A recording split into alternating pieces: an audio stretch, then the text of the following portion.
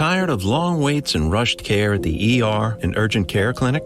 Next time, stay home and let Dispatch Health bring the power of the hospital to you. I call Dispatch Health. A care team of medical professionals actually come to your house. They're the same caliber of people that you would see if you were at a hospital or an urgent care. Dispatch Health can treat most non-life-threatening emergencies. They can do the x-rays, they can do stitches, Urinary tract infections, blood test, urinalysis, ultrasound. it's almost everything that they can do at the ER. You never feel rushed. They're there for you and only you. I felt like their only patient. And it costs no more than a trip to urgent care because Dispatch Health is covered by most insurance, including Medicare. See if we serve your home at dispatchhealth.com. Dispatch Health really went above and beyond. It's wonderful to have care come to your home. House calls are back, and they're better than ever. Learn more at dispatchhealth.com. Hey, it's me, your Uncle Cooper. Sorry to interrupt your music. I do love music, especially when it's set at a reasonable volume. You know, music is really only as good as your speakers. The same is true for minivans. A minivan is only as good as the tires it sits on. And the button on the screen there, it agrees with me. If you click on it, it'll bring you to all the Cooper minivan tires that'll make your minivan a really good minivan. Go with the Coopers! Cooper! The following is brought to you by the Social Suplex Podcast Network. This is John Silver, lead recruiter of the Dark Order, and you are listening to All Things Elite.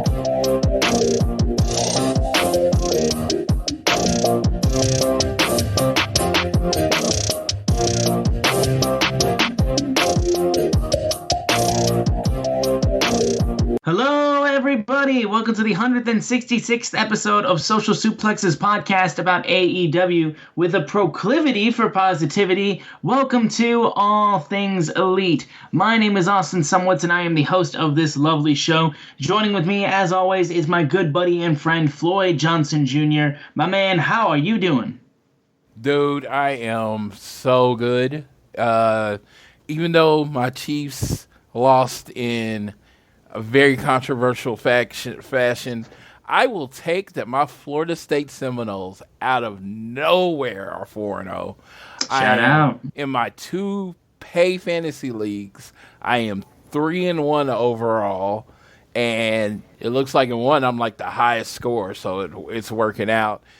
So in general, we're doing good. And you know what? Wrestling's been really good. Like, it has. Like even, and we are not a WWE show, but even Raw's been watchable. You know what I mean? Yeah, they got that whole bunny thing that they're doing, which I just hope is Adam Rose returning or something. Like, I want it to be something like out of left field. I did even worse for you. I don't know if you saw my post on Twitter. On one of the videos, he kept saying, "Feed me, feed me." Yep, I saw the Ryback post. I saw that. Yep. I saw that. And I was like, because I was thinking, who is the worst person who it could be where everybody would crap on it? And I was like, Ryback. Nobody wants Ryback back. Oh, the absolutely. only person that wants to see Ryback wrestle is Ryback. Mm-hmm. Yep. Honest to God. But that's still exciting. You got Candice LeRae, who made her debut this week, coming back now with Johnny Gargano also in WWE again. So good to see both of them. And it's like everything's going well in the world of wrestling. Candice Wrestling is back, and I love her. I love her. She is just a ball energy. She's so good. She's just so good. And so I'm glad that she's I didn't know she was going to end up on the main roster. I mean, it makes sense, but, not necessarily everything that makes sense happens. So Sure. So we got the wrestlings. Now we just need indie wrestling on Raw. It's the last one we need because, Austin Theory's there. Dexter Lumens is there. So, like, dressing up as, like, what was it, the Sabres, I think he was dressed up in? Like, some sort of, And it was like, I knew it was a hockey gear, but I didn't know. No, they were in Edmonton. Remember. So they were. They were in Edmonton. Yes, it was the Oilers. That's right. It wasn't the Sabres. My bad. Yeah, and then, so that was cool, and I would love to find a reason that he hates The Miz, but it's wrestling, so do we really need one? We don't need No, it's like WWE has been better lately. Yeah, and that's all you can ask for right now as a fan. Yeah, and it's just like some people are like, well, this is not happening. It's not this generational thing. But I'm like, it's like sports. I'm going to use sports as an example. Teams don't just draft one player and then get automatically better. It is a lot of great draft decisions and pickups and all that kind of stuff to get your team gradually better. Like Detroit, what were they last year? They won like 3 games last year. We were 13-1. Yeah, so if you get to 6 or 7 wins, that's a giant leap.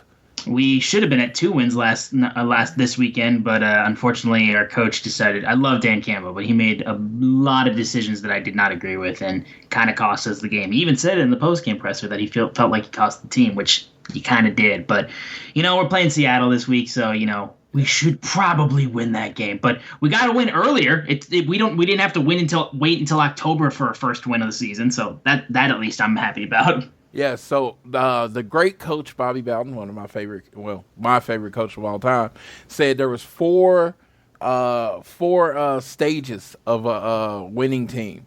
First, you lose big, then you lose close, then you win close, and then you win big.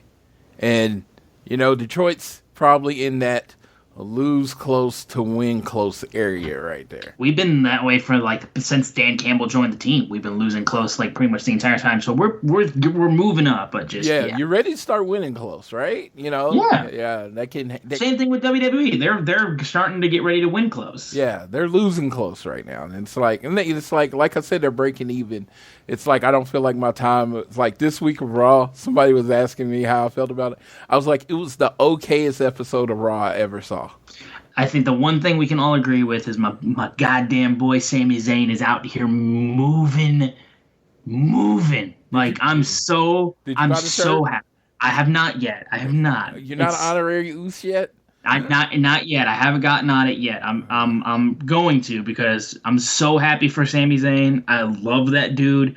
Like if we're talking active wrestlers just across all companies, Sami Zayn is my favorite. I love that dude so freaking much. Well, the last positive thing I have to say about the WWE is Roman Reigns and whoever designs his shirts, if it's not him or whoever it is literally on God mode right now because We the Ones, this shirt that's out there. That shirt is great. It's not great because it's a great shirt. Like, let's just say any team that wears red and black, Chicago Blackhawks, the Chiefs, any team that wears that color, once they win the title, guess what shirt they can win? Mm-hmm. We the Ones. Come on, you just send that to your favorite player. It's a great shirt. If I was WWE, I'd start marketing We the Ones with different team logos on it. Or different colors because it's a great shirt that happens to be a wrestling shirt. Yeah. Yeah, but that's the last thing I say. No WWE podcast. It's just, I like to throw some love out there just to let everybody know that we don't do the tribalism thing. I take my shots at WWE sometimes because fun. It's fun for me. But I watch it every week. I watch all the WWE programming. I haven't got back into NXT yet, but I watch all the other WWE programming. So it's not like I hate them. It's just, sometimes it's just fun to poke fun. Absolutely. And with AEW, they're still doing a crazy amount of good things too, coming off of a wild week of Grand Slam for AEW Dynamite and the 2-hour Rampage that also took place. So we got a lot to get to for this week in AEW. But before we get to everything, we would like to make sure you guys continue to download this fine show to us on Spotify or wherever you listen to us to get your podcasts. We would love it if you would give us a share with your friends, family, coworkers, whoever you'd wish.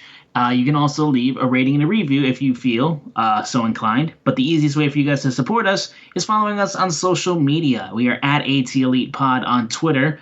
At Social Suplex are the guys that make this show possible. Check out all the other shows they have on their network. You will enjoy them immensely. I am at Austin Sumowitz, SZUMOWICZ, and Floyd is at Floyd Johnson Jr. on Twitter. Now, of course, we like to start things off with the big news of the week for All Elite Wrestling. And this one's interesting because the way that Floyd has this one written out on our little notes page is just quite simply the phrase, to release or not to release? That is the question.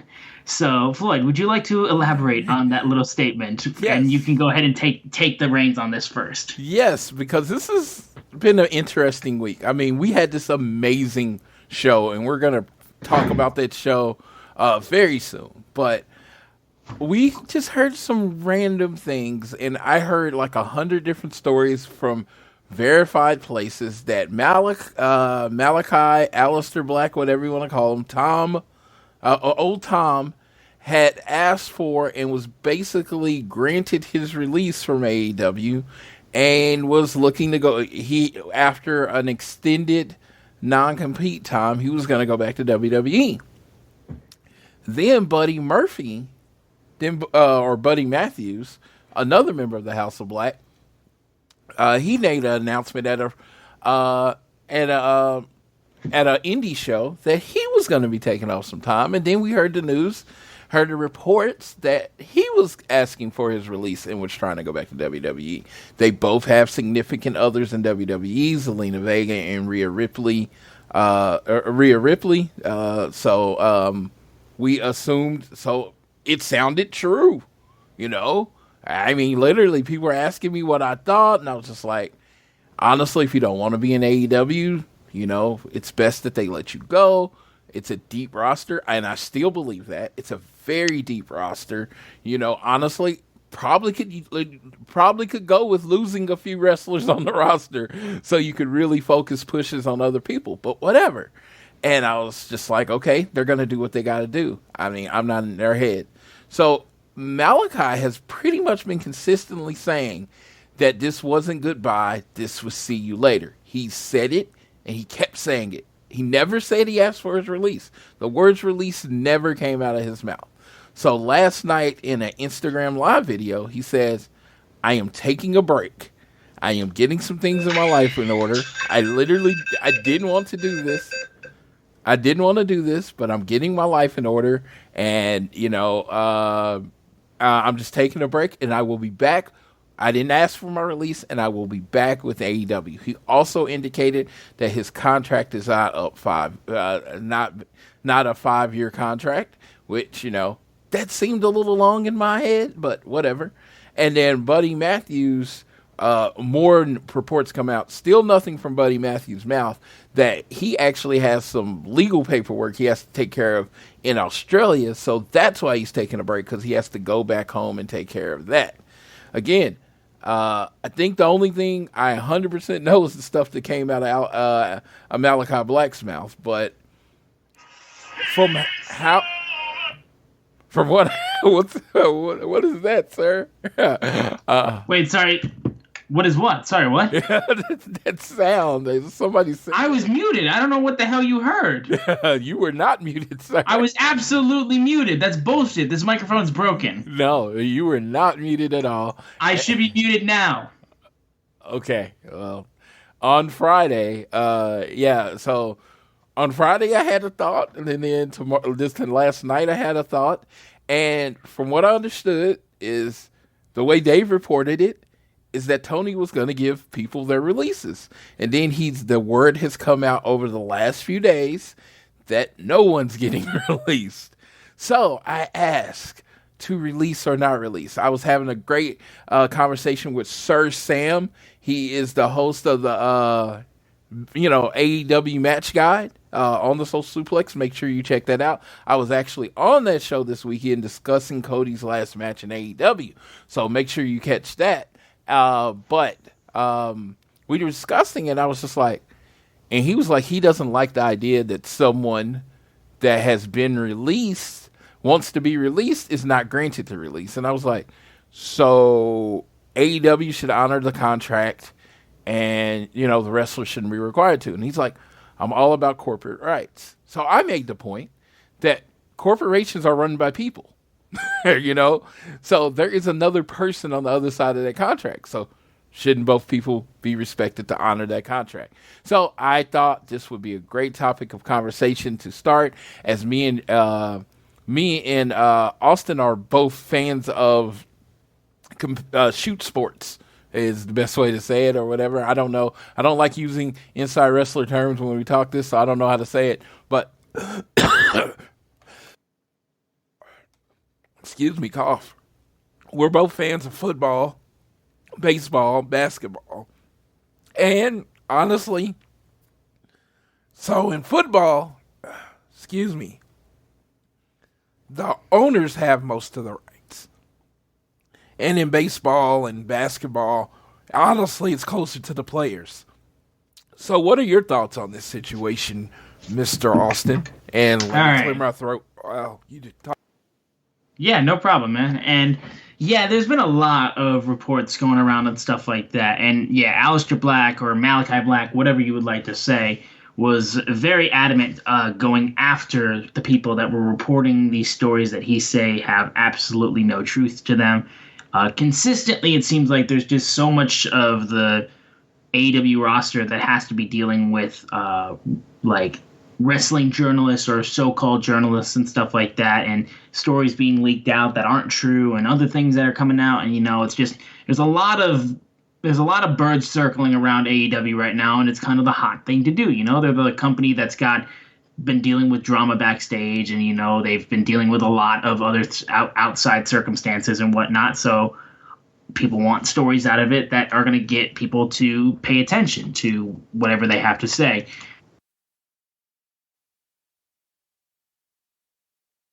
You cut out if you're there.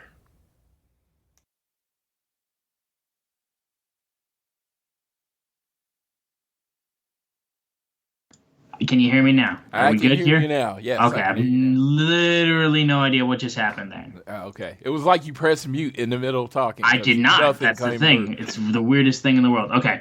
But so me and Floyd, like I was saying before, we are not just fans of pro wrestling. We are also fans of just regular sports in general. So basketball, football, college football, all kinds of things. And in the world of professional sports, when you sign somebody to a contract, you know, people can ask for their release, but like unless somebody is willing to pay the remainder of that contract or offer a better deal and like eat the lump sum of the current contract, or the company agrees to a buyout, then you're not really going anywhere. You know, you can scream about how you want out, and the company can like look for offers and ways to dump you so they don't have to pay that much. But you know, if A, nobody is asking for you as somebody that they want on their team, and then B, if nobody wants to pay what that one company, the other company or the other team is paying you, if no one wants to pay that kind of level of salary, then you really got not much leverage in that regard.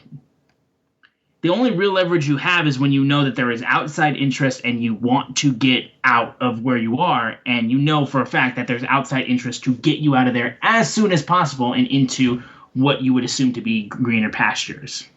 So I get it, you know, we have this thought, and we've had it with the Ali situation, where, you know, he wanted his release. He wasn't granted his release. They weren't just using him on television. They were just paying him to stay home and situations like that. And we all thought that was ridiculous. Free Ali was trending and everything was going on like that. And then you had the situation of people saying what was happening with Malachi Black and Murphy and all this type of stuff. And look, we've had people who wanted to leave AEW, and a lot of times in those situations, the contracts are like, you know, the releases are agreed upon, and they're able to go their separate ways. But at this point right now, Tony Khan knows who he sees as a valuable commodity and is going to strive to keep the people that he wants to keep, regardless of whether or not they want to follow through on the remainder of their contract, which again, like, unless there's a buyout or unless there's outside interest that's willing to do a deal with the company to get you out of it and like pay back what you're owed, then there's not much you can do. So, and sure it might be unfair, but you signed the deal, so you can't. My thing is this: we have all complained at one time or not about the WWE's policy, where technically their contracts are 90-day renewing contracts because they can release you at any time, pay you for 90 days, and then you're done, right? Well, AEW's like, we're going to be different. We're going to honor all of our contracts, right? Which is great. But on the other end, if they're saying they're going to honor their contract, that should go for both parties. You know, if you're going to honor the contract, both sides should honor the contract. It's like, I'm like, I am all about wrestlers' rights and I want them to do whatever. I'm pro wrestler union. I'm all about that kind of stuff because I want wrestlers to be protected. But in the current state of things, the contracts are kind of one way, right? They're like, you sign a contract, they can either, not pay you or whatever. AEW has decided to go in the middle. And they're like, hey, if you're on the contract, long as you don't do anything against the contract, which like break rules or whatever, where you have to get fired, which I think has only happened with one person, we're going to honor your contract. We're going to keep paying you as long as that's the case. And so in that case, with them trying to play the fair card, I think it's only fair that the wrestlers stay for the remainder of their contract. Yeah, is it not what you necessarily agree to? Sure, maybe not. But yeah, when I worked at my job, when I started at my job, there was a certain job description. I'm like, we are 8 years into my job, and my job looks nothing like it did when I first started here. That's just life, And I don't have a contract. I have the right to leave when I want to. So I just want the wrestlers to say, when you have this case where it's fair, at least it's fair. What they're doing is fair because when they sign you to a contract, they start making plans. They start booking. They start putting your name on merchandise and selling it. They brand. They trademark the name House of Black. I'm just using this as an example. And they push you and they give you all of this, the entrances, the flags, and all that stuff. All that stuff comes with money that AEW's eating. They should get the opportunity to get their return on their investment before you say, hey, I'm out. And that's all. I think that's what it comes down to. Why won't TK release it? Or I don't know if it's official that he won't release anybody. I'm pretty sure there's different situations for everything. But it's just like, I've put money in you, right? I signed a contract where I get your services for this amount of time. You should stick to your word and commit because you want me to stick to my word and keep paying you. Yeah, and again, like I said, with my last job that I had, I signed for a year and a half, and I only fulfilled 10 months of that contract. So for the remaining time that was on my contract, I had to pay the company that amount of time. Like, that's how contracts work in that regard, and that's what the AEW contracts are. They aren't the 90-day things that the WWE form, which, of course, they have their drawbacks, but then they also have their benefits where it's like, if you want out, there's a good chance you can get out if you want to. But, like, again, the company could still hold you if they choose to, which that was the issue with Ali is, like, their contracts were the 90-day deals, and it wasn't like he was signed for a multi-year thing that he had to refill. They just wouldn't let him go. That was the whole problem with that. So, look, at the end of the day, a lot of fans, ourselves included, we are not preview to the inner workings of contracts in wrestling. That's just not how things are for us. Now, if a wrestler wants to leave and they are not allowed to, normally that is viewed as a bad.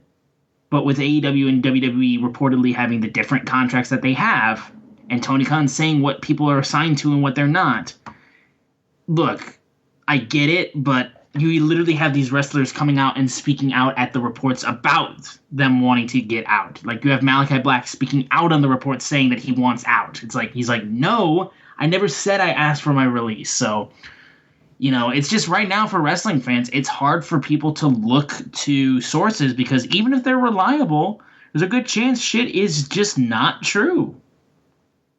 There is no local news or ESPN for there's no Associated Press or anything. Yeah, for wrestling. The reporters get lied to. And they get lied to by multiple people telling the same lie. And then they report the lie and it's like, oh my God, you get it wrong.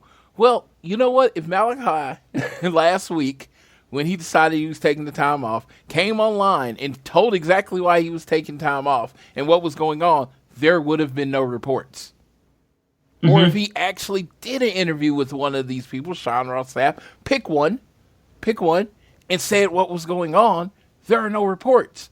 When you don't say anything, people are going to speculate, no matter what. That is how it is. If you don't tell someone your story and you don't, for a lack of a better term, control your narrative, if you don't, someone's going to make up one. Yeah. I mean, again, there's not much else we can say in that matter. It's just, it is what it is. But no, but that's enough of that. But that was fun. That was fun. I sure. It. I honestly thought you were going to talk about the reports about the buyout that's looking to be met for Punk. That's what I thought. You were gonna no. The whole thing with Punk is this. I said I wasn't going to say anything until new news, and it really no, exactly, and that's the thing. It really isn't new news. It's just like they're looking to buy him out. It's like, which you know what? It makes a whole lot of fucking sense. Yeah, my whole thing was always this with it. Yeah, if you're not going to, y'all can't come to a way that you can make money from this and put on a good storyline or whatever you want to do, it's the only example. If they can't work together, someone has to go. Yeah. One group's name is literally on the company. The other one's only been here for a year. Yeah, I mean, you can't. He's been here for a year, and he's been injured the last 3 months. He's worked 2 matches since May.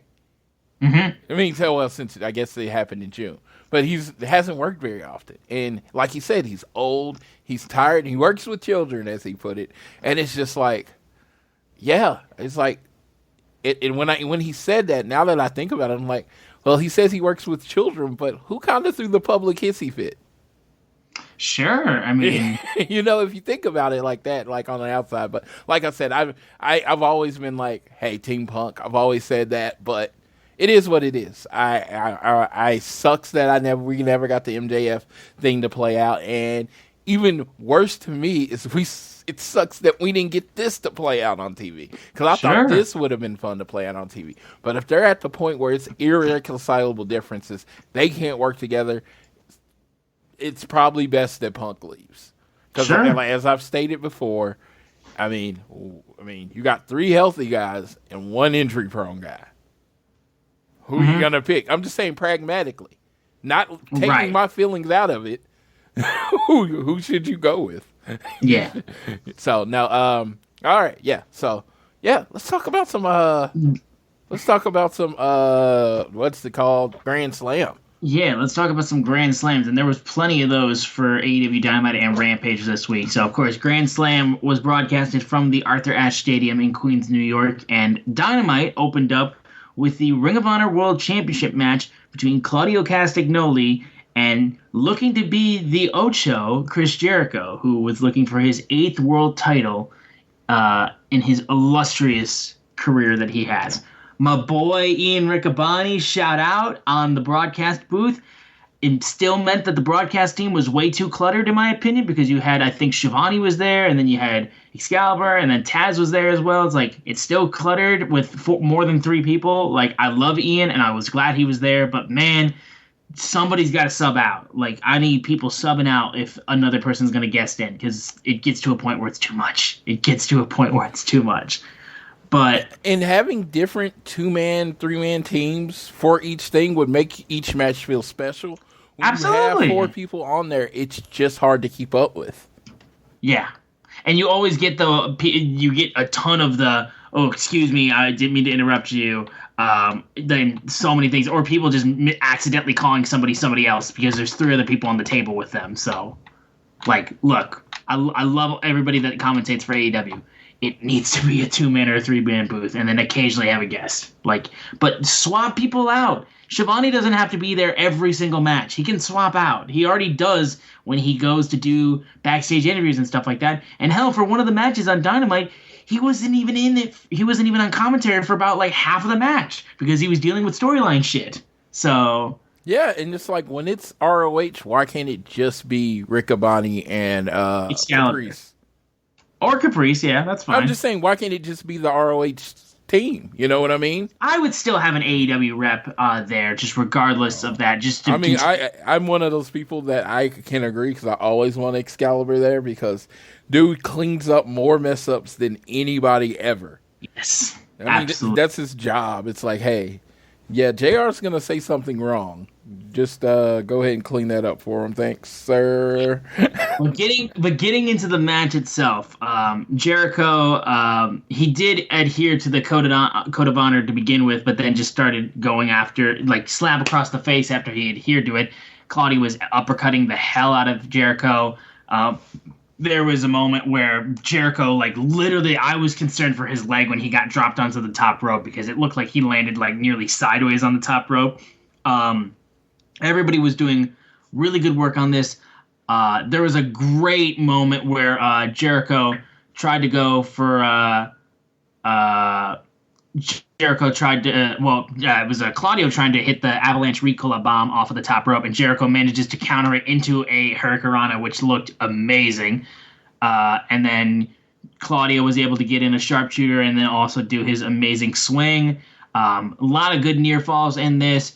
There was multiple times where Jericho tried to cheat with Floyd the Bat, tried to cheat with a low blow, but Claudio was able to counteract it every single time. However, until when he grabbed his bat, the referee was distracted, and then he proceeded to, while the referee was turned to get rid of the bat, finally is able to get a low blow on Claudio, hit the Judas effect, and Chris Jericho is now the Ring of Honor World Champion. Yet another company that Chris Jericho, quite possibly the greatest of all time, has gone to and won their world title. So, and I loved how Ian was just distraught. It's just like the antithesis of Ring of Honor, the most dishonorable man I know, wins the Ring of Honor World Championship, and the Jericho Appreciation comes out, celebrates, and gives a congratulations. Daniel Garcia, the Ring of Honor Pure Champion, was at the top of the ramp, gave a high five, but he was very reluctant on that.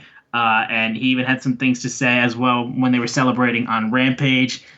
This was a really good opener. The crowd was hot, and they were hot for pretty much the entire night. And this was a really good opener. I thought these guys did a great job. I love Claudio, and while him losing the Ring of Honor title is a bummer, I still think that there's so much great things for him to accomplish. The Blackpool Combat Club has been the team in AEW that has been used consistently all across the board. Every single member has been getting a chance to shine. And, you know, I got nothing to worry about with Claudio. He already won a world title when he left immediately, like within the first year of him being in AEW / Ring of Honor. So I'm sure he's going to continue to do great things. And, yeah, this was an awesome opener. The greatest sports entertainer of all time is the champion of Ring of Honor, the pure professional wrestling program. Oh my God, doesn't it sting? It's so hard. Yes, I love it. I love it. I love it. I just like, if your idea is to get ROH its own TV show, was there a better name to get than Chris Jericho? Because Chris Jericho's name is what helped sell AEW. They needed a big name that everyone knew, and it was Chris Jericho. And now he could do the same for ROH. I mean, literally, you look at the ROH champions, you're looking at Chris Jericho as the world champion, Samoa Joe as the TV champion, the best tag team in the world, FTR, as your tag team champions, and Daniel Garcia, one of the hottest up-and-coming wrestlers in the world, as your pure champion. And then I forgot about the 6-man champions. You have Dalton Castle and the boys. So you have a very solid lineup of champions in ROH that I think you could sell TV on. So I thought this was great. Thought this was a great match. Claudio is one of the most consistent, best wrestlers in the world. Like he doesn't have a lot of mess ups, and it seems like he can carry people if need be. Or with Jericho, he does. Of course, he doesn't need to carry Jericho. Jericho's the GOAT, but he was able to, put the shine more on Jericho. I thought this was one of Jericho's best looking matches in a while, and I think a lot of it is because of Claudio. And great finish, a great finish, and everything Jericho's been doing, saying everything's not honorable and all that stuff as he's been going forward, has been great. And it's a big FU to Ring of Honor fans, and that's how you be a heel right there. Yeah, absolutely. We then quickly moved on to another huge match on this show, which was the AEW World Tag Team Championship match between Swerve and Our Glory and Limitless against the Acclaimed. And man, shout out to the freaking rap representation that AEW got for this show, because there was so fucking many people that were used in this entire Grand Slam weekend. We had, coming out with Swerve and Our Glory, we had Fabulous, who showed up as they were rocking Nick's colors. And then for the Acclaim, DJ Who Kid. DJ Who Kid comes out with the Acclaimed, which I thought was the fucking shit.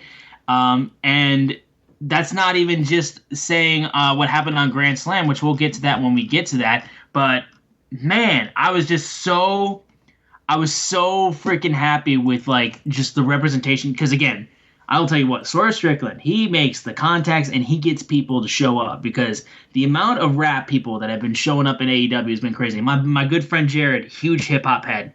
We've talked about him on the show. Floyd met him at Double or Nothing. That dude is such a rap fan. When he saw the names that were showing up in AEW, he was like, what the hell, man? It's not like you were getting, people that were, you'd expect to see on WWE. It's crazy, just the amount of rappers and hip-hop people that they've been able to get for AEW. And as somebody who loves both, I fucking love it. And I just had to point that out first. But I don't even know what to say with this match, It's this is what people have been waiting so long for. The Acclaimed has been at this time and point, the hottest tag team that AEW has. Scissor Me Daddy has run roughshod over AEW. If I go to shopaew.com right now, Scissor Me Daddy Ass is still the top selling t-shirt on shopaew.com. Right behind it is the $100 Acclaimed basketball jersey. So look, man, these guys are moving. They are making noise. They are moving merchandise. They are doing everything you would want out of a top tag team. And this was their crowning moment, Swerve continuing to be an outstanding heel. Keith Lee, despite getting boos, was still outstanding, and he ended up getting hit by Swerve, which cost them the match. We had the incredible use of Billy Gunn getting the Famouser on Swerve Strickland when the referee was distracted. That set up for the Acclaim to come out and get the victory. Tons of great near falls, tons of great moments. The crowd was going nuts, and the coronation of the Acclaimed as your new AEW World Tag Team Champions. I know Floyd will say, hold those belts for as long as you can, because the boys, FTR, the longest number one contenders for the Tag Team Champions, will be looking very, very closely to grabbing those. And they said so, in fact, after that match was over, until they were interrupted by the Ass Boys, because, of course, there's got to be a thorn in their side as they proceed to try to get the AEW World Tag Team titles back. But shout out Anthony Bowen, shout out Max Caster. I'm so happy, especially for Bowens, just for the representation in terms of having a active black gay wrestler hold a major title in AEW. I think is just such a cool fucking thing. And you wouldn't even notice. You wouldn't notice. No one would say anything. Nobody cares. Because at the end of the day, the Acclaimed are just good. And everybody loves the Acclaimed, regardless of sex, race, orientation. Doesn't matter. People love the Acclaimed, and this was a huge moment for them. And quite frankly, I'm excited for when Swerve Strickland and Keith Lee also split up to become singles wrestlers, because if you want a top heel, Swerve can be a great top heel. And Keith Lee is world championship material. Does not fucking matter what company he's in. That dude could be world championship material anywhere. So this was awesome. I love this. Oh, scissor me daddy. So fucking funny. Scissor me daddy. No, this was a great tag team match. I've seen people say this wasn't as good as the All Out one, but I thought this was just a great match. I really did. I enjoyed both immensely. They went with the result that they went with, and there's so many people you want to just be like, oh, I'm proud of this, I'm proud of that. Of course, Bowens and Caster being in the empty crowd arena, losing every match. The first match they ever lost was to the Best Friends. Someone sent out the Max Caster's first rap with Anthony Bowens. It's critically acclaimed, and it's this is Tony Khan's creation. The Acclaim is Tony Khan's creation. He put them together. He gave them the name. That's it. But then they ran with it. They ran with it. And they talk about giving people the ball all the time. But dude, this is like an undrafted free agent becoming the best player in the NFL. This is Antonio Gates. The Acclaimed are the Antonio Gates of AEW. Because no one saw this coming. They were a jobber tag team. Then they were a nice little entertainment thing because of their entrance. They ripped off some people said John Cena. I always said they were more of a New Age Outlaws. And then they were a cool little mid-card tag team. They gave you hope spots. And it was just and they just kept proving that they were a little bit more than what you thought, and a little bit more than what you thought, and a little bit more than what you thought. And now they have joined the great lineage of AEW champions. The only title, and this is not to jinx my beautiful title, the only title in AEW that has not had an interim champion. Is that not the All Atlantic? Well, yeah, that one just came. It didn't count. I'm talking about all the other ones. TNT. Or whatever. TBS, whatever. I was it's been a crazy year for champions this year, so. It has. No, Bowens and Caster, they're amazing. Max Caster has. Either way, huge moment for the Acclaimed. Yeah, Max Caster has this charisma that's off the charts. And Anthony Bowens, man, he's come through. And it was just I loved this moment. I loved the match. I loved all the false finishes. There was at one point where I thought Keith Lee and Swerve were just going to get the win. And then you got the Famouser. And then there was this weird moment where Caster just kind of fell off the top ropes where he was going to. Yeah, he was going to go for the mic drop, but he hurt his knee or something. Yeah, I would like to know what that was. And then you had the rappers outside and then the celebration. And it's you're so proud and so happy for them, and it ain't like I've known them my whole life, but I've known them as long as they've been in AEW, and it just feels it's good. And like I said, Tony has been called the money mark and all that kind of shit. And as far as wrestling, this was his idea. This putting them together was his idea. Did they run with it and do everything after that? Absolutely. I'm not trying to take any credit away from them. It's a lot of credit to go around. And I think there's a lot of praise to go around. And Acclaim was a team effort. And yeah, it is what it is. Great representation of the AEW tag team division. I actually don't have a complaint about them being AEW tag team champions. It was a great story. All stories in though. Just throwing that out there. And I just like to let you know, FTR was number one contenders so long as tag team champions that they literally broke the rankings and they quit posting them. They just every time they would post it, it would be hundreds of people asking, saying FTR's been number one contenders again for this long. So I think they just quit posting. No. I think they did, honestly. They're just we're just tired of this. This is not working out the way that we thought. So, and then it looks like the FTR is going to be in a little feud with the ass boys. And, I want to see FTR wrestle. That's the big thing with me. I want to see them wrestle. Unlike those jerks at New Japan that aren't putting on the show this weekend live, I want to see FTR wrestle on my TV. If it's the Ass Boys, if it's Proud and Powerful, if it's the Lucha Bros, I don't care. I just want to see my guys do what they do better than anyone in the world, and that's wrestle.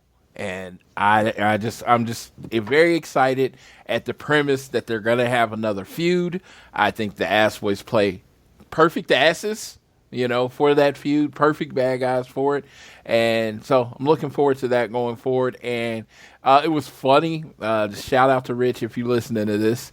The Ass Boys insulted FTR and did the FTR, when are we gonna do this? And they're whining.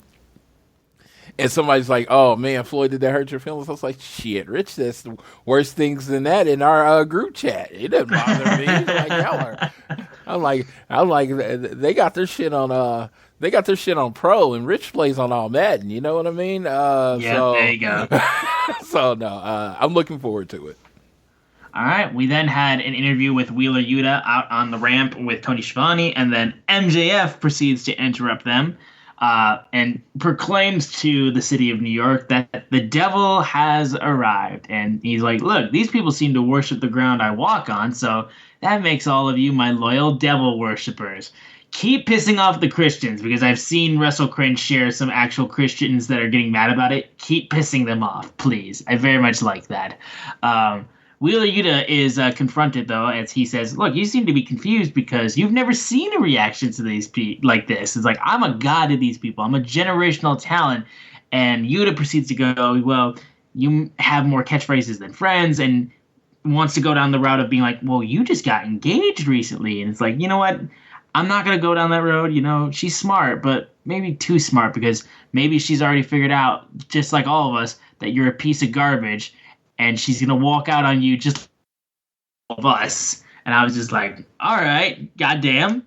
And then MJF proceeds to say how his friends in the Blackpool Combat Club, they're not just fighting for the world title tonight. They're fighting to lose the championship to MJF. And eventually, he talks about, like, are you going to go to all these people and be like, Mr. Danielson, can you teach me how to nearly kill myself by breaking every single bone in my body? Oh, Mr. Moxley, oh, well, he's got nothing good to teach anybody. And then, oh, Mr. Regal, can you teach me how to pop pills? And then that's when Yuta proceeds to swing on MJF. Yuta gets headbutted by MJF, and then they just start going after it. Tony Schiavone gets shoved by MJF. Yuta is going after him, and then W. Morrissey proceeds to come out from behind, grabbing Yuta. MJF gets his dynamite diamond ring, dicks Yuta in the face with it, and there's heel MJF consistently just ripping everybody to shreds. And I'm just like, man, this guy is just despicable. And I like a Yuta versus like just a little match to tease for whenever he decides to cash the chip in. I would like to see a Yuta versus MJF match. I think that would be a very good one to watch. But yes, we know we have to be prepared for MJF with that chip, which could lead to an MJF holding the AEW World Championship, which I know a lot of people are excited for. I'm dreading that. Like, actually dreading it. So, but that's just me. But I will pass this off to Floyd. So I want the Devil Worshipper shirt that just came out on Shop AEW, but first of all, I am a Christian. That doesn't come up very often. That doesn't come up very often, as in, I can think my spirituality is something personal. I don't bring that up. Second of all, my uncle is a pastor. Yeah, see, there's a problem there. Yeah, so that's a conversation I don't want to have. So that shirt's going to stay where it is, but I am going to get the greatest trick the devil ever pulled shirt, because that's just a popular saying. It's not popularizing the devil. So, this was fun. People had thought that, I've heard people think that Yuta got destroyed. I thought Yuta held his own and has shown growth on the mic. I'm not saying he's perfect or he went toe-to-toe with MJF, but I felt like he showed growth and he showed a little bit more confidence on the mic, and that's good. I mean, you're on the mic against a generational talent. Whatever you say to MJF, he has 11 comebacks, and they're perfect. And because he has the audience in the pound of his in his hand, they're going to react no matter what. I remember The Rock used to say the most ridiculous comebacks that shouldn't have worked, didn't even mean anything. But because he was The Rock and he said it with energy, it was like, oh my God, The Rock got him. And that's kind of what MJF's in. He could have called him a silly little grapefruit, which makes no sense. But people would have been like, "Oh my God, he killed him," because MJF's untouchable right now. He is arguably the biggest star in AEW right now. He's a homegrown talent, and he's super hot. He just had to come back. He is in rarefied air right now. He is on a different level than anybody else. So I thought for MJF being in the spot that he is, Yuta held up.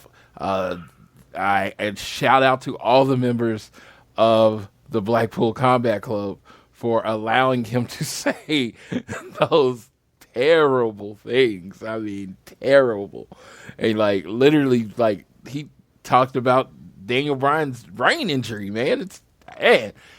There is no line for MJF. It is great. The match with Wheeler Yuta, whenever it happens, is going to be great. And I actually like this segment a lot. I thought it furthered the storyline. And MJF needs something to do until he does the thing, which I am looking forward to, because you're going to think like the most popular wrestler, when he gets that 3, you're going to think the most popular wrestler in the world won the title. And it's like, no, the biggest dick in the world actually won the title. And shout out to our boy, W. Morrissey. This is his perfect role. He is the heater. MJF needs a heater. He had Wardlow. Now he has W. Morrissey. This is his perfect role. You know, he is a giant that does giant shit. And I thought that was great. Yeah, absolutely. We move on now to the All-Atlantic Championship match between Pac and freshly squeezed Orange Cassidy. Some great just taunting and shit like that from Orange Cassidy. His head games always works amazing. Pac consistently these guys work so well together. We saw them do great stuff. I believe it was it Revolution? Yeah, it was Revolution 2020. These guys did great stuff together. And I especially loved when Pac was getting ready for the Black Arrow, and freaking not only does he decide to roll out of the way, when he sets him up a second time to hit the Black Arrow, he just puts his feet straight up in the air and then just motions, come on, jump, hit the move, try hitting the move, try it. And I just thought it was amazing. Such a good thing. Orange Cassidy was getting a ton of great offense. The transition from the brutalizer into a pin was great, and then he got the orange punch to try to get it, but then the bottom rope was grabbed to stop everything from happening and save the match. However, the match closed out with Pac getting a nice little cheat victory by getting the ring bell hammer and nailing Orange Cassidy in the face with it, and then that's when he quickly threw him in the middle of the ring, pinned him, and Pac retains the All-Atlantic Championship. And yeah, big moment there for them. We've already seen 2 titles change hands on this show. One remains on the current champion, which is the All-Atlantic title remaining on Pac. He still remains AEW's one and only double champion in All Elite Wrestling. This is a really good match. I thought these guys did great work. I love that Pac got the win, because while I love Orange Cassidy, he's a character that really doesn't need a championship. Because do you really want a champion? At Kroger, no matter where you order free pickup, you get the same great deals as you'd get in-store. So you can save when you order during band practice, or at the dog park, or wherever. Start your cart with the Kroger app and save from wherever today. Kroger, fresh for everyone. $35 order minimum. Restrictions may apply. Subject to availability. Choose from a great selection of digital coupons and use them up to 5 times in one transaction. Check our app for details. Kroger, fresh for everyone. Hey, look at you. Florist by day, student by night. Student by day, nurse by night. Since 1998, Penn State World Campus has led the charge in online education, offering access to more than 175 in-demand programs taught by our expert faculty. We offer flexible schedules, scholarships, and tuition plans to help you reach your educational goals online. Penn State World Campus delivers on your time. Click the ad or visit worldcampus.psu.edu to learn more. That's worldcampus.psu.edu to learn more. Who doesn't try that hard, like, I would think no. But these guys did great. Never have a problem when these two wrestle. They can always wrestle all the time, and they'll do great. So, just for all the people out there shocked that Pac would cheat, his name is the Bastard. The Bastard. He does not have this super nice name that warms your soul like Orange Cassidy, freshly squeezed Orange Cassidy. He's the Bastard, and he hates Orange Cassidy. He hates that Orange Cassidy exists. That's been the thing. He doesn't think Orange Cassidy should be a wrestler or be on this earth. He has the one bullet, it goes straight for OC, and that's how he wrestled this match.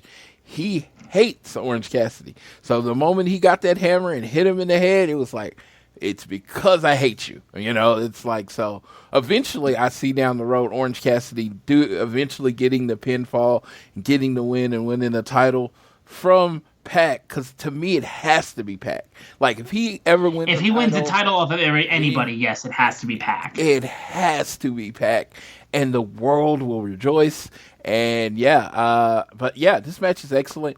Pac's one of the best wrestlers in the world. Orange Cassidy is really good, but it's just like Pac is so effortless in how good he is that you forget how good he is. Nothing he does looks hard but it's easy for him.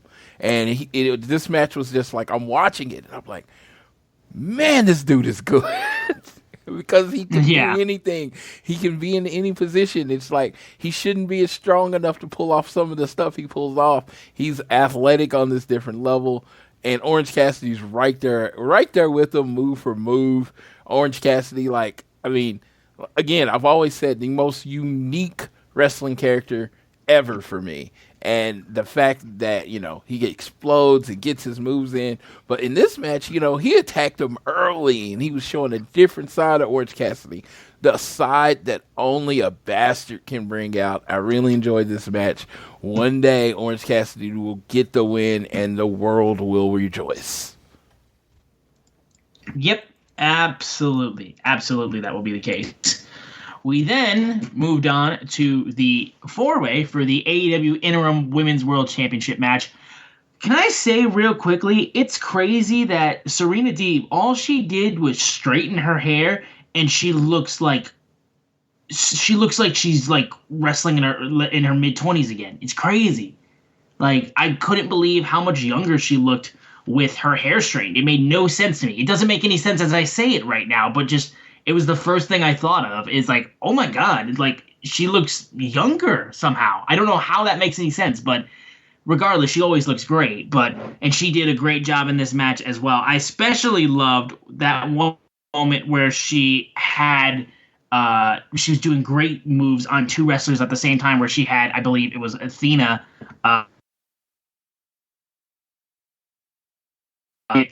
Toni Storm with another move, and just like the way that she was able to do like double team moves together, like, was so fucking effortless. And she did a great job of getting herself like involved in this match of three wrestlers that like were at this point more people were interested with, but Serena Deeb kept people interested in her, which I gotta say is great.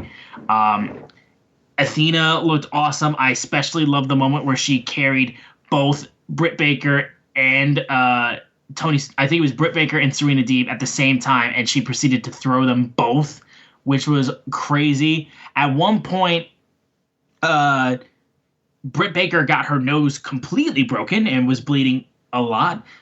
Jamie Hayter came down to the ring, and they double-teamed Toni Storm and Serena Deeb while attacking Athena after the match was over.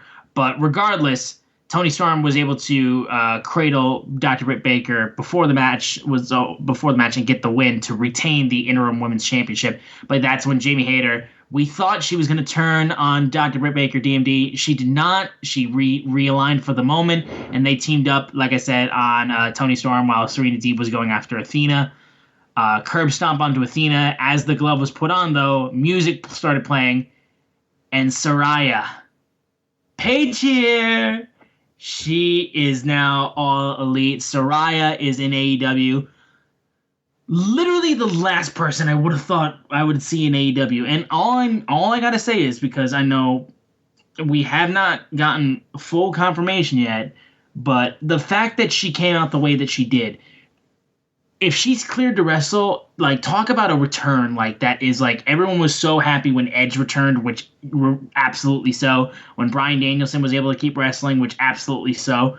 If Saraya is able to wrestle now, and she's able to wrestle and she's cleared to wrestle, like, talk about a comeback for somebody who hasn't been able to wrestle for years because of injury. And it sucked so much because she was great. One of the brightest spots at a time when the women's wrestling hadn't reached a full apex. Girls like Paige and AJ Lee were the two girls I point to when women's wrestling started to get better. And then, of course, the four women as the four horsemen women were the ones that truly solidified that women's wrestling had become bigger than it had ever been. So her being in AEW is huge. I'm so excited to see what Saraya does.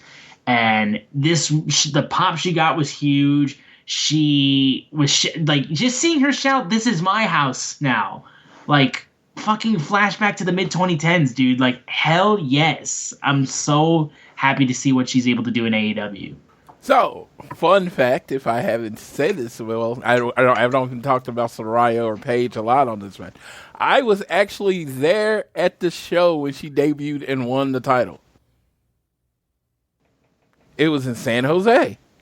I was actually there for that, which is great. Was that San Jose or New Orleans? It was New Orleans, excuse me. Yeah, because it was after WrestleMania. 30. It was after 30. So, yeah. So I was there when she debuted. And, yeah, so awesome. And so when she came out, and I was like, man, this is perfect. Because if she wrestles, I imagine with her neck, the way it is, she can't wrestle a lot, right? AEW has a schedule, and then a deep enough roster, she could pretty much just work pay-per-views and big shows, and it would be fine. You know what I mean? And that's exactly what I thought. So I hope she's all cleared and good. And she came out to the music. I guess that was her boyfriend's band. So I thought that was kind of cool. And yeah, she said, "This is my house." And Britt Baker sold it so well with the impression, because Britt Baker is so amazing. And she was all bloody because Britt Baker, people like to treat Britt Baker's face like a sounding board or something. They just beat the shit out of her. I don't know. Britt's always bleeding. She bleeds almost as much as Cody. And so when it comes down to it, I am so happy for Saraya. I'm so happy that her wrestling career gets to continue. As long as they can do it safe and keep her healthy, I'm for it. So I know Tony, probably, has the doctors looking into it and everything. And again, I hope she's not just working random dynamites and working 30 matches a year. I'd say 8 to 10 sounds good. Keep her that healthy, sounds good. Take care of her. I mean, seriously, if you think about it, how many times, and I only can use this because I know around the amount of times, how many times have you seen FTR on Dynamite this year? Not much. Yeah, you know what I mean? much. Not much wrestling. You can do the same thing with Saraya. So I am down and happy for it. Mm-hmm. Yeah, no, absolutely. I think it's going to be huge just seeing what she does. We now move on, though, to the main event of Dynamite Grand Slam, which was the Tournament of Champions finals between Jon Moxley and the American Dragon, Bryan Danielson, BCC versus BCC, who would become the new AEW World Champion. And these guys fucking beat the shit out of each other. The chops that fucking were landed on Moxley by Danielson were so fucking... They were echoing throughout Arthur Ashe Stadium. These guys were putting the boots to each other, just proceeding to kick each other and knock each other to pieces. Danielson and Moxley just did really great stuff. There was a moment where literally they were both mounted and they were like on their heads while they're slapping each other, and then eventually Danielson's able to turn it into the cattle mutilation, which was a crazy fucking move. Regardless, though, they just start beating the shit out of each other. Danielson's able to get the label lock locked in after transitioning from a triangle sleeper. Moxley, though, is able to get out of it, and he fucking, in this match, he didn't get the pin from it, but he hit the curb stomp. And the reaction that crowd got from seeing fucking Jon Moxley hit the move of his former Shield partner was amazing. And I gotta say, I was just sitting there being like, hit a spear. Just one time. Hit a spear. Just do it. Like, I want it to be on like a random ass show too that makes no sense. Just hit a spear out of nowhere, and I want to see that crowd erupt. Because the way they reacted when he hit the curb stomp was amazing. And the fact that didn't win the match either was also great, and the pop that got from that near fall was amazing. Regardless, though, after Moxley was able to hit the Death Rider on the stage, he then proceeded to get a rear naked choke on Danielson, and he tried to escape, but eventually Moxley was able to flatten Danielson out on his stomach while he had the choke out. Danielson fades out, and Jon Moxley wins the AEW Championship. He is now the first ever 3-time AEW World Champion. Renee... I guess the vacation got moved. I guess it got moved because this man is still running AEW like he never left. And it makes sense, dude. Moxley has been and will be, probably for generations now, the face of AEW from the jump. From when this man debuted at Double or Nothing back in 2019. This man has absolutely solidified himself as the face of All Elite Wrestling, and he has worn that moniker with such pride. He loves everything that he's been able to do at AEW, and it's so clear as day. And, I mean, look, Danielson will get there again, guaranteed, but it's just big for Moxley, you know? I mean, he definitely got a lot of shit shrouded on the fact that for a while he was called interim champion, and he had to deal with, you know, being champion at around the time when all people could do was talk about Punk and whatever the hell was happening backstage and whatnot. But now it's like the focus can be put on Moxley here, and he consistently proves of how good of a champion he is when fans are around. It's like, is crazy closer to that, and Danielson can still say, like, man, he hasn't been able to beat Jon Moxley. Jon Moxley is one of those guys that, like, he just can't seem to beat right now, which I think can also be a nice little nod to, like, you know, if, God forbid, knock on wood, I don't want it to happen, but if BCC was to ever have, like, cracks in it, like, Danielson just being fed up with the fact that, like, he's viewed as second best in Moxley because he can't beat Moxley, I think would be a really interesting story if they go down that path. Later. I want BCC to reign for a while. But this is a great way to close out Grand Slam. And honestly, I think this after watching the matches and everything like that, I think this Grand Slam was better than last year's. I firmly believe that. Because while Grand Slam 1 back in 2021 had a better one match with Danielson and Kenny Omega, that match was better than everything that we saw here. Everything else, though, was just good to okay. Overall, from top to bottom, this show was better than last year's. I can firmly say that. Yes, this match was excellent, very hard-hitting, very physical, exactly what you expect from Bryan Danielson and Jon Moxley. They did the finish and how they did the finish, and I'm loving it. Every time they have a match, it's a different finish. I mean, it's only been 2 matches, but completely different finish than last time. Last time it was kind of like, oh, rolled you up. This time, he literally as Danielson was trying to get out of a move, he actually put himself in a worse situation and almost kind of choked himself out in essence. And Moxley was just one step better than him.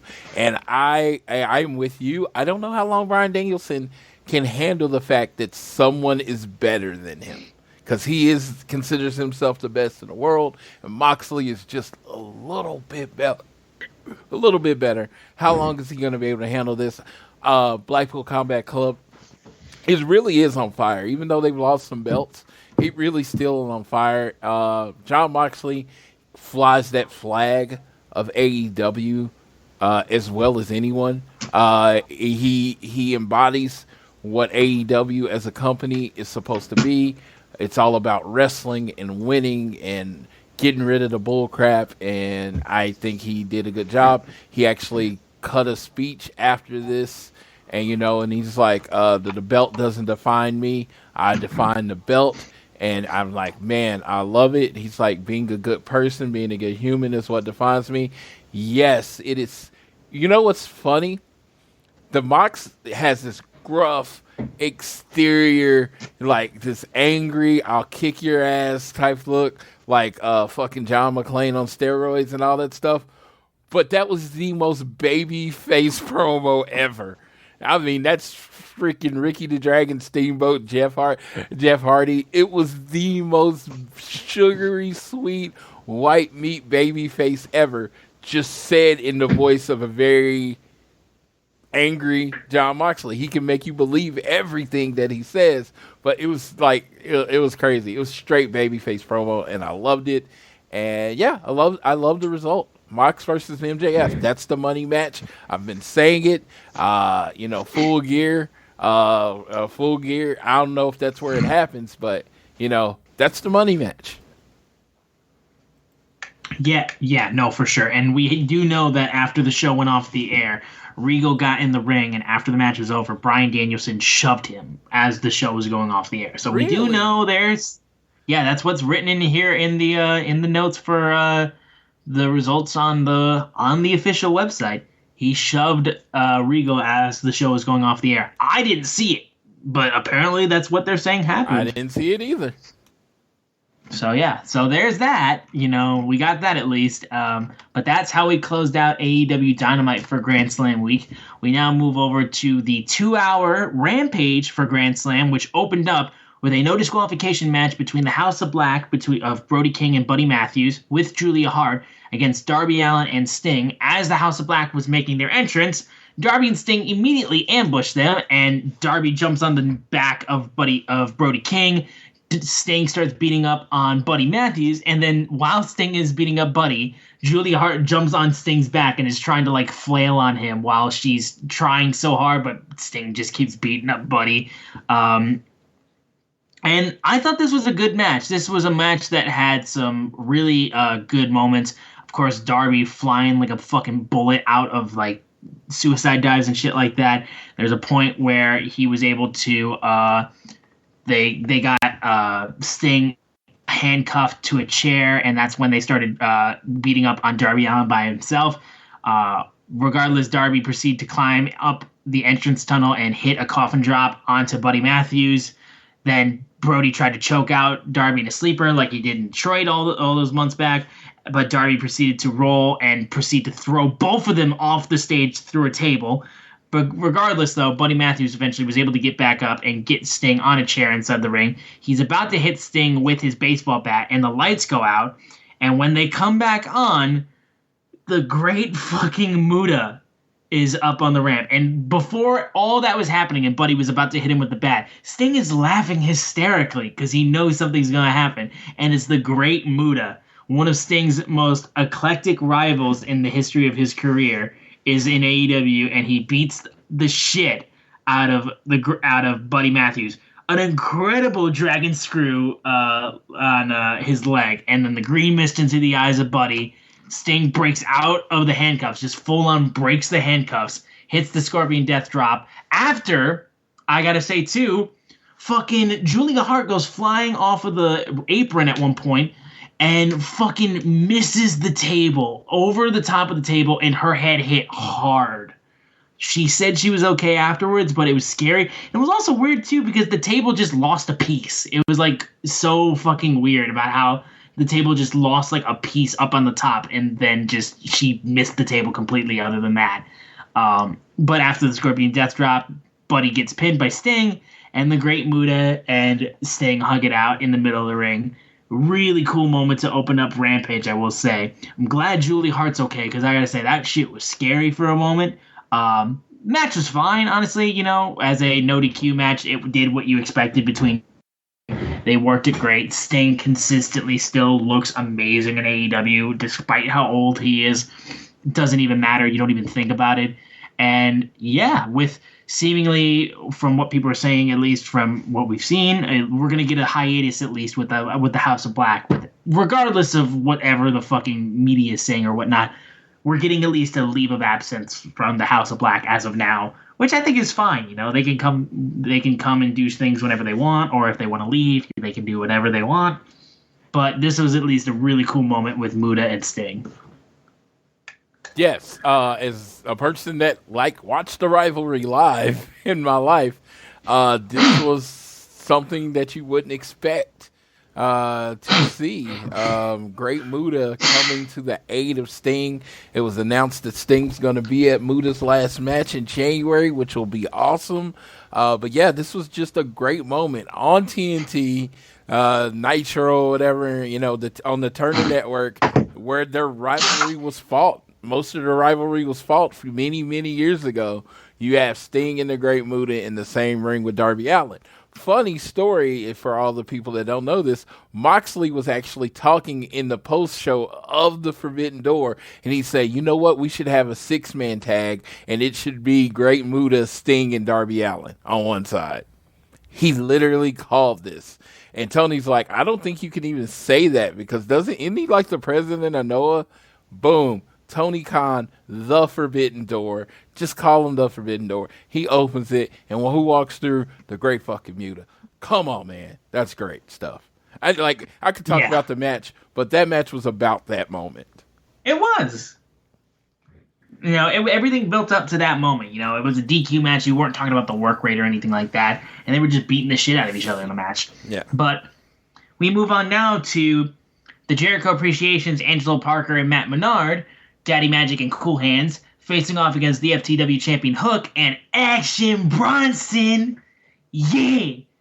This was such a cool fucking moment, and he did good. Bronson did a good job. You know, he did what he needed to do. The dude was fast, I gotta say. He was flying across the ring through shit. Hook did really well as well. I thought the use of Bronson was great. The fucking running power slam, like this man thinks he's Braun Strowman, proceeds to hit a running power slam, I thought was so good. Hook tags in, gets the red rum on Cool Hand. Bronson gets the red run on Daddy Magic. They both tap out. That closes out the match. And yeah, this was a cool little moment. I'm glad to see that they're still using Hook. Action Bronson being there was fucking sick, honestly. And the fact that he wrapped the theme to the ring as well was awesome. And then eventually he just goes, ah! And then fucking like he's ready to go. It was sick. It was sick. I'm very glad to see that. It did what it needed to do. Bronson looked good. Hook looked good. Angelo Parker and Matt Menard are still entertaining as hell. Yeah, this did exactly what it needed to do. Yeah, so Action Bronson, key to this match. They didn't ask him to do anything super difficult. Yeah. He threw more shoulder blocks than I've probably seen in wrestling this year in this one match. He just was running them over. He was just a fucking bowling ball. I loved it. He had Oklahoma Stampede, which is, you know, shout out to Dr. Def Steve Williams, Pride, Oklahoma at one time. Yeah, it was just such a cool person to have. It was funny because in the interview, he kind of gave something away about this match. He's like, oh, I'm not taking any bumps. That's when you get serious. So I got no bumps in my contract. And guess what? He didn't take this whole match. Not one bump. Not one. Not one. And he got the red rum and got to tap out. I always say in these matches, you know, you're not looking for work rate or something, but you always want to give a shout out to the people on the other end. So Matt Menard, Angelo Parker, I got to give those two a shout out. They made him look like $1 million. Very clean match. No one got hurt. It was great. Hook came off very cool. Then you had the rapping, which is so funny because, like I said, I'm old. I always say that. It comes up once a week. I knew him more from the Food Network cooking than I knew. Yep, I know. We have talked about that before. Yes, and it's just it's funny. You got the guy that's cooking on the Food Network out here wrestling, and they're like, "Oh, he's a rapper." I'm like, "Oh, cool. But that dude can throw down. He can throw down in the kitchen, and that's but yeah, it was so fun, so fun. Just like as good as any other like celebrity. And it's funny because of Logan Paul and Bad Bunny and people like that, even Stephen Amell, the bar for celebrity wrestlers is so much higher than it used to be. It is. Yeah, and I think he was right there. I'm not gonna say it was like amazing, but everything he did looked good. Yeah, that's all that matters at this point right now because, he just made sure everything looked good. Yeah. And they didn't ask him to do too much. It's like even Shaq looked good when he did AEW wrestling. Bad Bunny looked good when he wrestled. Like, there's been so many instances of people just wrestling good that have very little contact with it, and they're just known for outside work in entertainment and stuff like that. And, now I will say, because again, it just puts a more of a spotlight on the bad ones like Snooki and stuff like that, and when celebrities come in and do a bad job, you're gonna get a lot more shit now than you would even back then, because we can point to so many instances of celebrities coming in and wrestling and doing a good job. Yeah, maybe Action Bronson every year at Grand Slam. I'm down. I have stated this. I will be at Grand Slam next year. It's pretty much the only big event of AEW I haven't been to, and it bothers me.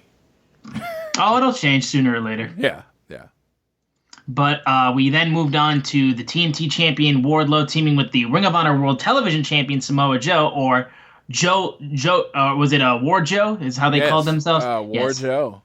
Facing off against the Technical Beast, Josh Woods, and Tony Nese with Smart Mark Sterling at ringside. This was a match. I love the fact that we got to see Samoa Joe wrestle. I love seeing him wrestle. We got to see him do the lovely moment of Tony Nese trying to fly off the top rope, and then he just proceeds to just walk out of the way, just misses it. And then we got to see the Powerbomb Symphony on Smart Mark Sterling after the match was over. It was a quick little win as Joe got the win with the Muscle Buster. And we got to see the Powerbomb Symphony. It seemed like there might have been an issue with Wardlow's knee at one point because he was not involved in the finish whatsoever. Pretty much he hit it. He was out like with his knee and whatnot. And he kind of limped when he got in the ring, but eventually it just didn't even look like it was a problem. Hopefully he's got no problem. I'm out. This was... Yeah, it was a match. I would still say if I was ever a wrestler in kayfabe, Sterling would be my lawyer. His wrestlers get more TV time and more great matches than any wrestlers in the company. I don't even know when Josh Woods joined the company. I have to say it was probably right after the ROH show and the Super Card of Honor, and dude, I truly believe that dude's been on more TV more than most of the people on the AEW roster. Mark Sterling, he's a genius. He figures it out. He gets his people on TV. No, but this was a fun match. Sterling took all the power bombs from Wardlow, which is so cool, and everybody needed it. And Wardlow super over right now. Yeah, absolutely in that regard. We then got the match that ended off the first hour of this 2-hour Rampage, which was Jungle Boy Jack Perry against Rey Fenix. I mean, these guys are just both incredible. These two work so well together. High-flying offense, bouncing all over the place. Crazy athleticism between these two. Great work in this match. I can't go like point for point on it because they just did a lot of stuff. But eventually... After a frog splash was hit on Jungle Boy, he kicked out, hit a black fire driver to counter it, and he got the pinfall victory to beat Rey Fenix. However, Christian Cage returned with his arm still in a sling as he walked up the ramp, but Luchasaurus comes up, tries to blindside Jungle Boy. He saw him just barely, but then Luchasaurus still was able to plant him. Christian, though, said, like, you jumped me like a coward at All Out, and I still beat you, and he's like, I squashed you. He's like, you're never going to outsmart me or beat me. And he said, this is your final warning, Jungle Boy. You took away my right arm, and I introduced you to my right hand, Luchasaurus. For the sake of your health, do not come back next week. He's like, and then he once again made a comment about his mother and his sister, and Jungle Boy proceeds to get chokeslammed again by Luchasaurus. And, well, Christian's back, everybody. And hopefully he's able to wrestle soon, because I would like to see the blow-off of this feud, because while I have enjoyed it, I want to see Jungle Boy eventually kind of move on. But I am glad to say that I'm good to see Christian back, because, you know, he filled the MJF gap-shaped hole in our hearts when he was gone. But now we have MJF, so that's the interesting thing about it, too. But I think Christian being back is still a great thing. Hopefully, he'll soon be able to wrestle again very shortly. If there's any wrestler that can pull off not wrestling for 6 months and still carrying on a feud, his name is Christian Cage. So, I can definitely see him pulling this off even with the injured arm.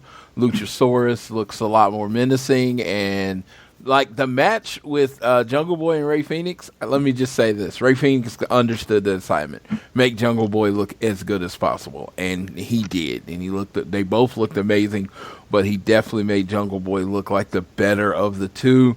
And then, you know, Luchasaurus comes out and attacks, and he says, finish him, and then he hits a regular choke slam, which made me laugh, because it's like, that's how you're going to finish him for good, is a choke slam.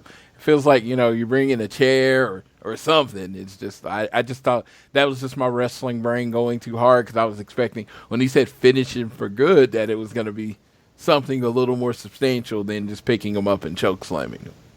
Yeah, exactly. But, you know, cool segment. Good job, Jungle Boy. Absolutely. We then moved on to the second hour of AEW Rampage for Grand Slam week. Mad King Eddie Kingston facing off against Sam Guevara. Shout out to his nice little animated Dragon Ball Z style Titantron. I thought that was a nice little thing. Sammy, of course, facing Eddie Kingston, gets on microphone and calls him fat again. Of course, that was the line where it's like, you know, the backstage drama where he flipped out on him and started beating the shit out of him, or tried to slap stage after that promo on Rampage. But this was used for this match. Great, I had a great little moment to tie that back, and, you know, everyone's working still and everything. But eventually, Eddie pokes Sammy in the eyes, starts beating the shit out of him. Sammy, though, is able to throw him onto the arena floor. Ty Conti grabs his boot at one point. Sammy, though, is able to keep putting in some offense, but as things keep going on, though, Sammy gets put onto the put in a stretch plum. The referee ends the match because Sammy is just completely defenseless. He didn't release the hold. Jerry Lynn comes down to try to stop him. That doesn't happen. And then this was the weirdest thing, though, was when Paul Turner proceeds to reverse the decision of the match because Eddie Kingston wouldn't let go of the hold. We've had plenty instances of wrestlers not letting go of holds after the match, and never once was a match reversed. This was a weird decision. I didn't like this, really. It seemed very confusing, and it just went against a lot of the things that AEW has established in their matches in the past, and it just came out of nowhere, you know? And, of course, with it being against Eddie Kingston and in favor of Sammy Guevara, I must say, actually, people weren't happy, and it was really kind of dumb, I will say. This was the thing that really tainted everything, because everything else on the show was good or really good, and this kind of was the one thing during the week of AEW that was dog shit, in my opinion. I didn't like this move at all. They set it up on social media, so you had to be watching the socials. Tony Khan was mad at Paul Turner after Dynamite, because if you remember, in a lot of the matches there were cheating or like with the Pac and then Jericho with the nut shot. There was a lot of cheating. So he said he told Paul Turner to tighten it up and to take control. Well, the first victim of Paul Turner tightening it up and taking control was the Mad King Eddie Kingston, who went too far in his beating of Sammy Guevara. So, yeah, old school wrestling, this actually happened a lot where the referee would threaten to reverse the decision if a person didn't let go of the move. They had 5 seconds or they could reverse the decision. So decision reversals happened a lot in the 80s. Well, not a lot, but enough where I remember it. And yeah, so I thought this was pretty cool. Sammy Guevara gets a shitty win over Eddie Kingston. So Eddie Kingston is not probably finished with him yet. I enjoyed it. Again, this is very old school wrestling. So I haven't seen anything like this in several years. So very old school wrestling. So I could see how it would not be everyone's taste. Yeah, I will disagree respectfully because I get what he's trying to do there, but like, tighten it up during the match. After the match is over, I don't give a fuck, dude. Like that's not tightening it up. That's just being cherry picking, in my opinion. It doesn't work for what they're trying to say, or at least what they were trying to imply in the social video. I get it. I don't agree with it. It's one of those things from old school wrestling that could stay in the old school, in my opinion. But that's just me. This was the one thing I looked at and I was like, that's kind of stupid. But we'll move quickly over to the TBS title match between Jade Cargill and Diamante, who is accompanied by fucking Trina. Like, dude, AEW is hip hop. I'm telling you. This match was pretty quick. Honestly, Diamante, we knew, really didn't have a chance in this match. Jade Cargill was able to quickly plant her at one point, and when she jumped out of the ring off of the ropes, she got the win very quickly. And after the match, in fact, Trina smacks Diamante and then joins Jade and the baddies because I don't know what to say. As to say from... I was listening to One Nation Radio, as I do, and they said Diamante was definitely the geek of the week. I mean, yes. The person she brought down to the ring ended up slapping her and then posing with her a rivalry. She did not come off looking that good. I mean, even the match wasn't very competitive. It's just they're at this crossroads with Jade, right? They're at this crossroads. I love her. I want her to keep beating people. Don't get me wrong. But wrestling attention span and, ability to wait on something to happen has gotten shorter and shorter. So I think Jade is near the comfortable limit of being champion for most people. Me personally, she could stay champion 2 more years. But I could see there's a restlessness going on in the AEW community with her still being champion and undefeated. Yeah, I could see that too, but it's definitely just because we're thankfully seeing like the use of more baby faces in the women's division, but we're getting to the point, like I said, Jade just is running out of people to challenge and running out of people to challenge her. So we got to get to a point where somebody's gonna beat her, and like I said, my pick is Athena. My pick is still Athena because if you wanted somebody to beat Jade, that was your girl that I would have absolutely had beat Jade because I still think it would be believable, and I think Athena would have been a great champion. That's how I still feel. I refuse to bet my feelings on that, so that is what I still feel. I think that was your perfect spot. There's a perfect way to do it, and Athena could be the person, whoever could be the person. You just have to do it right. I don't want it to be a slip on a banana peel. I want that person, neither do I. Whoever it is, to be better than Jade Cargill that night. Yeah. Maybe they're saving it for Stat for when she gets back, but that's like a year from now, so hopefully. Mm-hmm. And like I said, it's not me. I do feel like a general kind of resentment for her still being champion online. Yeah, it's like I'm not getting a ton of that, but it's like the low murmur, that's going to get louder. It's going to get louder. Yes, and it's just like I didn't feel it like 2 or 3 months ago. I'm starting to feel the buzz right now. It's going to get louder if it keeps going, but hopefully, like I said, they find somebody that they're comfortable with having get that first win, because Jade will still be great even if she loses her first match and loses the title. She's still one of your top women for certain, but we need somebody to kind of change things up for a minute. Dude, Sasha would be so good for this. I know she. Dude, I know. It's like probably not coming. Yeah, no, I'm like still pretty much let go of it coming. But if Sasha, you got a secret opponent and it's Mercedes Renato or Mercedes XL, I think this is what she went by, and she comes out and they have the banger that Sasha knows how to have, and then she taps out Jade. With the what is it? What's her move called? Good Lord, the bank statement. Yeah, bank statement. Good Lord, my old brain doesn't work as well as it used to. And it's like the crowd will erupt, especially if it happens like in Boston. Oh my God, people would cry and say they were there and get that date tattooed on their arm. So no, I know it's not going to happen. This is just me fantasy booking. But they need it to be big when it happens. Oh, yeah, absolutely. We then moved on to the Grand Slam Golden Ticket Battle Royal, where the winner would get a future world title shot. Hangman Adam Page actually was jumped before by Roosh, the Blade, and the Butcher. Dark Order came to his aid at one point. We got a little great moments of Danhausen beating the shit out of QT Marshall. I thought was good, but he was eliminated quickly. We got to see Brian Cage in the ring for a little bit. Dalton Castle as well, shout out, as he was eliminated with the help of the boys. We got Lee Moriarty and Daniel Garcia going at it at one point. And there was a point where it just eventually got to the point where Roosh and John Silver were trading blows. John Silver was eliminated. Penta was eliminated by Lance. Jay Lethal was eliminated at one point.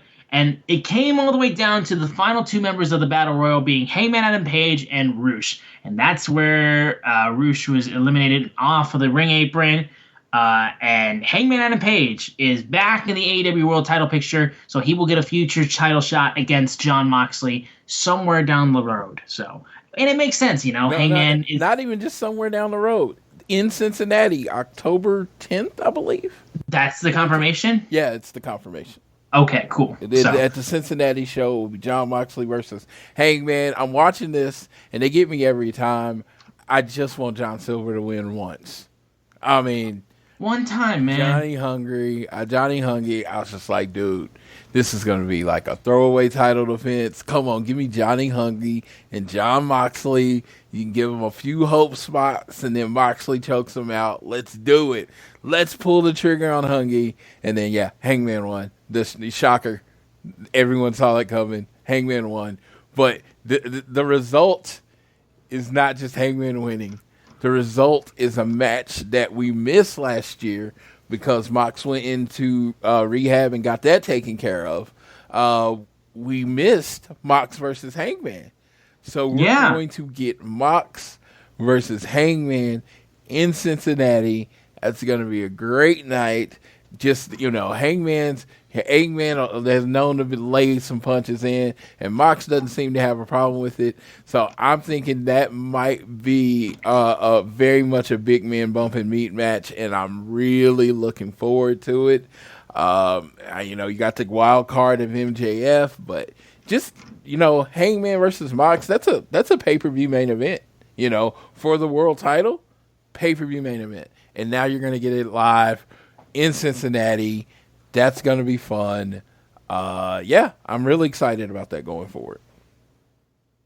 Okay, well, we moved on to the final match of the week, the lights out match between Powerhouse Hobbs and Absolute Ricky Starks.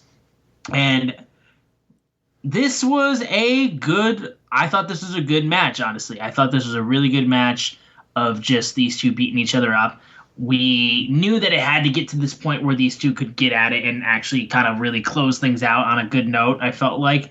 There is a point where Powerhouse Hobbs proceeds to throw up on the ramps, throw him into just a LED lights area. Hobbs pulls one of them off of the wall, and then before he was able to use it, though, Starks spears him through a table. And eventually Starks takes one of the lights and hits him with it, and eventually is able to hit the Rochambeau and pin him. And Ricky Starks gets his revenge on Powerhouse Hobbs with the use of the weaponry. And I thought this was a cool little closer off of this. And this was a good closer for Rampage, honestly. I thought this was a nice match. It wasn't anything outstanding compared to other lights out matches that we've gotten, but it was still, I think, really good, I felt like. So, lights out match, so Will Hobbs did not lose. This never happened. I don't know what you're talking about. Very, very, very physical exhibition fight. That's what we'll call it. It was a nice exhibition. Ricky Starks got the best of Will Hobbs. But all serious, this is what this is the story Ricky Starks is going to be telling for as long as he's on the face side of things. He was the babyface in peril. He just was so resilient. Hobbs kept trying to keep him down, and he wouldn't stay down. Ricky Starks' selling face and everything is so good, and he's going to be amazing going forward. This was a very fun match to me. Let me tell you, the first time viewing, I fell asleep because I cannot stay up that late. 2 hours of Rampage was just too much for this guy. And so I ended up rewatching it in the morning and really enjoying it. Ricky Starks and Will Hobbs did a great job. They worked their ass off. So shout out to both of them. And looking forward to where this goes in the future. What's next for Will Hobbs? What's next for Ricky Starks? I've been calling it for a while, Will Hobbs versus Wardlow. I'm hoping we get that. But, yeah, I wonder where Ricky Starks is going to go. Yeah, absolutely. And I'm really excited for that and what comes out of that. But that closed out the week of Grand Slam for us here in AEW. We'll quickly get into our preview for AEW Dynamite and Rampage taking place in Philadelphia. We know MJF is going to be appearing at this show. Jericho is going to have a championship celebration for being the Ocho and winning the Ring of Honor World Championship. Toni Storm and Serena Deeb will have a women's interim title match. Jericho will have his first title defense against Bandito for the Ring of Honor World title. And Jon Moxley will have his first match as the new AEW World Championship. And he's facing Juice Robinson, which, fuck yeah. We have not seen this man wrestle in AEW, and we haven't seen him since Forbidden Door when he was up in the stands during the Will Ospreay and Orange Cassidy match. So it was very cool to see that we're going to get to see Juice Robinson. I'm all for that. I'm geeked for that announcement. Yes, rock hard Juice Robinson. I'm looking forward to that. One of the newer members of the Bullet Club. Really looking forward. Bandito versus Jericho. Bandito is one of those people very gonna put on a good match every time. Jericho understands how to work within himself, so that's gonna be a good match. I imagine the finish isn't gonna be honorable. And then I feel like that'll be consistent with Jericho as the Ring of Honor World Champion. Toni Storm and Serena Deeb Serena Deeb is a great first challenge. She seems like it's either her or Nyla are your first challengers when you win the World Championship. So Toni Storm and Deeb are going to put on a great match. I've always liked the way Toni wrestles. So with the Professor in there, it's going to be really good. I expect, this is not a spoiler because I don't know, read ahead, but I'm calling it. During the Jericho Championship celebration, Daniel Garcia announces that he's leaving the Jericho Appreciation Society to join the Blackpool Combat Club. I just wanted to say you heard it here first. MJF is going to appear, and I feel like Willa Yuta might have something to do with that appearance. You know what I mean? So I'm looking forward to everything that's going to happen this week. I'm thinking this is going to, like the fallout shows from other shows are always good. So this is the fallout from Grand Slam. So I think it's going to be good. And hopefully we start getting, not all the way, but a little setup for Full Gear. I know that's not what they how they usually do it. They'll start setting up for Full Gear about 12 days before Full Gear starts. Right. But, hopefully they start, laying some Easter eggs so we can see where it's headed. Yeah, I think this show has the potential to be very, very, very good. So I'm excited to see how it turns out. You know who's not going to be on the show? Tell me. Damn Hurricane Ian is headed towards my boys, FTR's house in area. So they're going to be on a New Japan show this weekend in London. So they actually decided to fly out today. So to avoid the travel problems. So Dax and Cash will definitely not be on Dynamite. Maybe they do some kind of pre-record, but don't think they're going to be on Dynamite. Unfortunately, I know that disappoints everybody, especially my boy Rich Latta. That'll make him cry and and I'll be there to hug him, make sure he's okay. Yeah, but regardless, though, definitely to everybody in the Florida area and whatnot. Yeah, be safe with that whole thing, because I know it's getting the hurricane season has already shown its force well out in full force. So it's definitely a big thing in that regard. A good contingent of the Social Suplex Podcast Network is in Florida. I wish them all safe. I got a guest room if you are willing to drive the 20-something hours to Oklahoma.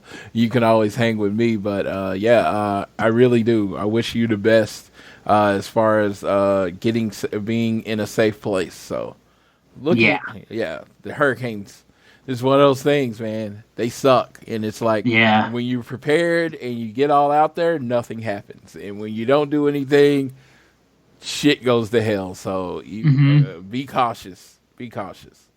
Yeah, for sure. For sure, be cautious. But either way, that I think will do it for this episode of All Things Elite. Guys, thank you so much for tuning in every single week. We really do appreciate it. Give us a share with your friends, family, coworkers, whoever you wish. If you listen to us on Google or Apple Podcasts or Spotify, wherever you get us, you can also download this fine show on Google or Apple Podcasts. You can also leave a rating and review. Let us know how we're doing. But the easiest way you guys can support us is on social media. We are at AT Elite Pod on Twitter, at Social Suplex are the guys that make this show possible. Check out all the other shows they have on their network. I am at Austin Sumowitz, SZUMOWICZ. Floyd is at Floyd Johnson Jr. on Twitter. And with all that out of the way, I'm going to pass it off to my good friend Floyd so he can take us home on this episode of All Things Elite. Yes. First, I did have one more piece of news. AEW Full Gear ticket sales. Look like they've sold out like 95% of the arena.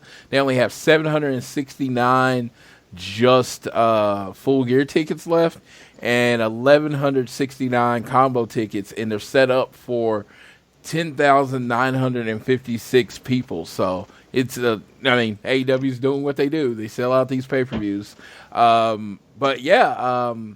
This weekend, me and Austin, thoughts, prayers, hopes, wishes are with everyone in that area that could be affected by Hurricane Ian. I hope you all are safe. Take care of your families. Make sure your pets have somewhere to go because they're part of your families too. Do all the things. Do everything. But I will definitely be sending up prayers and thoughts to all of you. Hopefully y'all make it out 100% without any damage or anything like that. But I will leave you this week as I always leave you. Just like my undefeated Florida State Seminoles.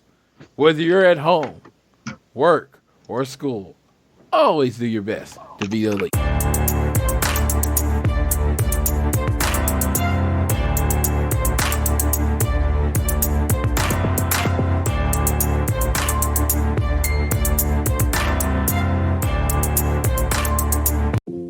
Tired of long waits and rushed care at the ER and urgent care clinic?